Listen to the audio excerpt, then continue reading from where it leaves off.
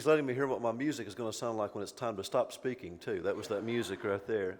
So, good morning, everybody. Good morning.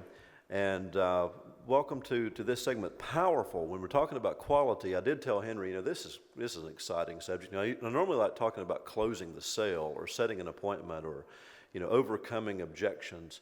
But, quality is important. And I started thinking about this, and, this is really one of the most powerful parts of what we offer.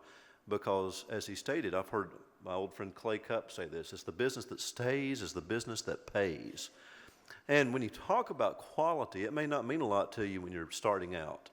And I know what it's like when you're starting out because one day, nearly 13 years ago, I started out here, and I was only interested at the start in what I was going to make next Friday. That was my only interest at that particular point because that's what I had to make. But as time moves on, you realize that quality is so important, and your thinking starts to shift. And mine used to be, you know what, I'm not going to go out and save that difficult case because I could write 2 more new pieces of business in the time that I spend trying to hang on to that one that's falling off the books. But you see, that's the wrong way to think, because what happens when those 2 new ones that you wrote, they start to fall off the books too. You see, it's falling apart on you all of a sudden. And in our division, we have this plan that I came up with a couple of years ago. We started talking about a March to 100. Everybody's familiar with our March to 100. And that is, I dream for this room to be filled with more than 100 people in our group earning more than $100,000 per year. But you see, to do that, we have to focus on quality. We can't let quality down. And while the business that stays is a business that pays, you start recognizing that a year down the road. I always get excited when I see someone receive their first account check. We tell you about the renewal income, the opportunity for earning long-term and earning these big incomes. But it's not until you receive your first account check that agents really believe it's true. It's amazing. And it doesn't have to even be a big one. It can be $1,200. It can be $3,000. I mean, not a big one. It could be a small one like $3,500 or something. But whenever we send the person that small first account check or second account check, whatever it is, they're all excited. They're great. I can't believe this. Well, you need to believe it because we told you day one when we brought you on board that's what's going to be happening. Now, I heard a couple of snickers a moment ago when I said you get that small account check for $3,500. You know why I say that? Because in our group last month, we gave out, I didn't give out, Rory's signature was on the checks, but in our group, our small group, we had over $88,000 in account checks paid in 1 month. Now, when you look at a team that has about 38 people, that tells you it's a pretty high average account check, right? And our team is growing, so about half of our agents have been hired within the last year, so they didn't get one at all. So do you believe there's power in quality? I believe there's power in quality. So, when you want to focus on improving quality, what do you do to make sure that one day you start receiving those rewards? Well, there are a few things you need to avoid, first of all. Sometimes it's easier to train on what not to do than it is to train on what to do. And I know what not to do because I've done that too.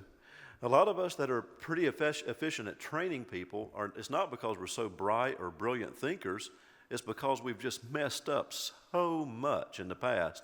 We at least know to train you not to do that, One of the things that you need to avoid is leaving the home too soon. Now, this is a personal testimony of when I started into business. Remember, I'm looking for the next Friday paycheck. And I would take a long time warming up with the person, building rapport, building trust. But after I got your check, I ran out of that house so fast, you think the police are chasing me out of there. I mean, I couldn't get out of that house fast enough. I was gone. I was afraid you'd change your mind. I was afraid that you might get cold feet before I could even get out of the house. I was hoping you didn't even find my card and have my number. I mean, I was evasive. The CIA couldn't locate me for a few days after I left your house. But you see, that's the wrong way. You need to avoid leaving the house too soon because if you spent time warming up and building rapport and trust, you need to seal the deal, solidify the business, solidify the relationship with your client. Another thing you need to avoid is writing business just to win contests. Now, I know contests are exciting to win, and if we're honest, a lot of us have written business, and when you left that home, in your heart that it's not going to be there by the end of the contest period. You're hoping it hangs on for 30 days until the results can be tallied and you can walk across the stage. You know what it's like when you get that check and it's like you've seen their bank statement to find out which company that they had another policy with, and you saw it had $18 in it, yet you get them to give you a check for $186 for the first month's premium. What's the odds it's going to be a good case, right? So we need to avoid not selling to the deal. We need to avoid writing business that we know is not going to be good. And we need to avoid mistakes. Now, I know that we're all human and humans make mistakes, but in the area of submitting your business, you need to be perfect. You don't need to make mistakes. And with the advent of the e-app, it's amazing that we have any mistakes anymore, but we still do. Where are these mistakes? Banking information. It doesn't matter if you have to get a check and them sign it and then put void on top of that and blow up the image of the number and routing and account number, call the bank, verify it, go to the bank with them, whatever it takes to make sure that your banking's right. I know agency-wide that's something that holds up business and quality a bit.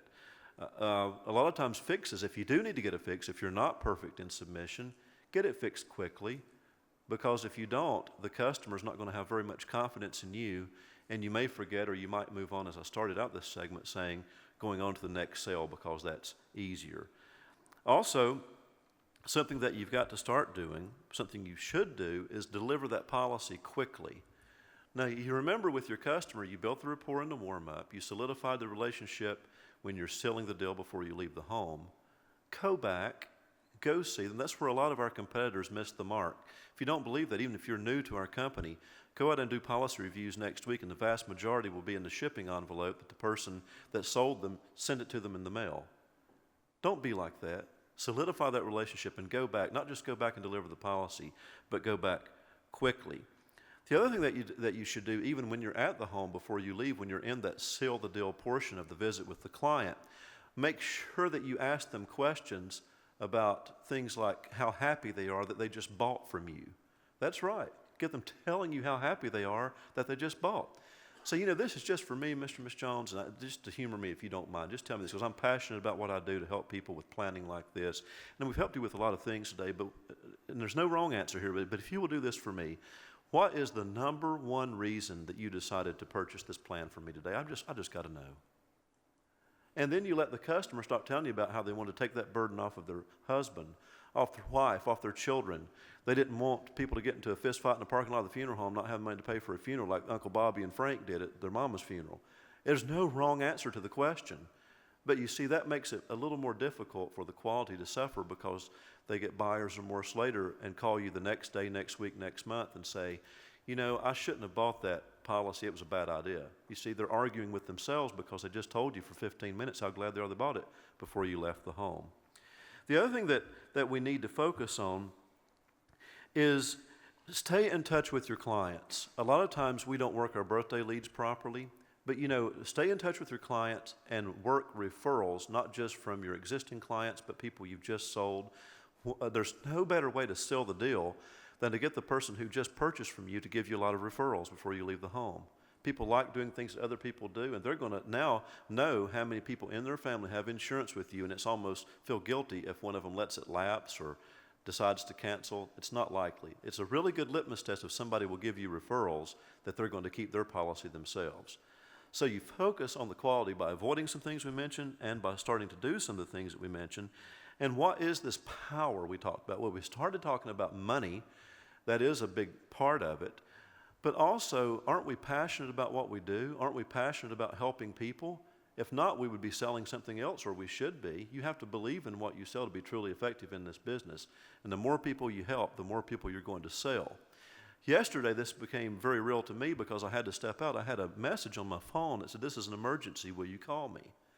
And I stepped out of the meeting, and I hated to miss the part that I did, but it's an emergency. I thought it might be my family or something like this. No, it was the son. I think it was a son. Yeah, it was the son of a client that I had sold over 10 years ago in North Carolina, and his father had just died. And he said, "I hope that policy is still in force. We haven't met, but he had your information written in the folder, and said call in case of an emergency. You know, that's something else we do to improve quality, is tell your customer, I'll be here for you when the time comes. So you've got to start selling what it does, not what it is, and you'll write better quality. Sure enough, I called the office. He had $10,000. It's an old Unity policy from over 10 years ago. And you know what? Now the family, on the worst day of their life, at least don't have the added burden of a financial stress that they could have had that day, if not for myself being there in that home. So there's power in that. There's also power in stability. You know, a lot of times when I'm first interviewing people for this kind of work, they start saying, what's the base pay? You ever had any of our leaders ever have that? What's that base pay? And I asked them, what is that? What do you mean? And I had one guy one time tell me, he said, base pay, base pay, base pay. He kept saying it. I said, no, I know you're saying base pay, but what is it? And he said, that's how much money I can make for not selling. Okay, you're interviewing for a sales job, and the number one question you've got is how much you can make by not selling. Not a good candidate, but that's not the point. The point is this: if you're interested in stability, you'll focus on quality, because all of a sudden, if your account check is $3,000, $4,000, $5,000, $10,000 a month, haven't you given yourself a nice base pay? And then what happens after that? It's not just the stability, but it's also the security. Now, how many other companies that we have that you know of, or that your, I guess, family members were, even if it's in the sales profession, how many of them are in commission sales and actually have security that we have? I didn't think of this one. This was not even in my notes until yesterday when I saw those awesome testimonials on this stage. Man, I was laughing, I was crying, I was celebrating. This is real, folks. Security. We heard stories about how people lost loved ones, and they didn't have to work for 6 weeks, 7 weeks. That's my team always makes noises whenever I'm speaking. They do that to throw me off. And there's security when you're out of work. What if something happens? What if you have a procedure, a surgery, or you have something where you're out for not just a week, 2 weeks, 6 weeks? How many other professions, even if they're hourly paid or have a base pay, would even keep you around that long unless they had to? How many companies in sales, or you make commission, compensation, do you feel secure taking 6 months off? You see, there's security in what we do in this power of quality business. So when you look at security, you look at stability, there is a lot of power in quality, and you need to focus on that. Now, here's what happens over time. I've met a lot of people that I've never met before this week, and they said, you know, how long have you been here? And I'm going on my 13th year coming up real soon. They're like, whoa, you've been here longer than anybody. No, I hadn't. I hadn't been here longer than Rory. Rory's been here longer than I have been, I promise you that. But there are a lot of people that have been here 5 years or less that are making $10,000 or more in monthly account checks. Do you think they're doing that without good quality? No. And I know for a fact, I'm a living testimony, that you can make not $50,000 a year, give yourself a $50,000 a year base based on good quality, 75, 100. You know, you can make over $200,000 a year just on renewals alone. Did you know that in this company? It's real, people. You know how I know? I'm there, and I'm grateful for that. So is there power in quality? Yeah, that's a very powerful subject, Henry. There's great power in quality. Focus on it. Thank you.